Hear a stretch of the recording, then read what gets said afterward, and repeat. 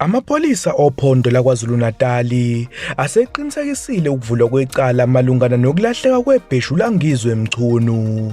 Livuliwe icala izolo livule epolice station yaseThekwini livulelwe ishiphi zenkosi eyisolakala ngokukhwabanisa ibheshu.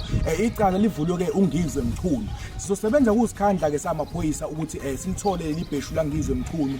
Kodwa siyathemba ukuthi uphenyo alizoba nzima ngoba umsolwa uyaziyo ukuthi into anayo isikhindi namasokisi amade nophaqa.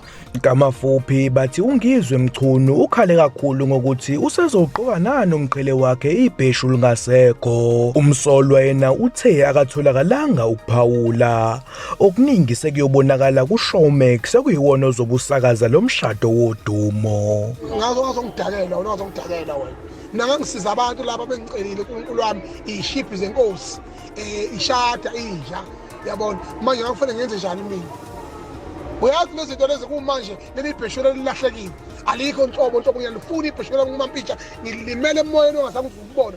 Ezindabeni ze-SNBC nginguManqoba Nzimande la eSouth Beach.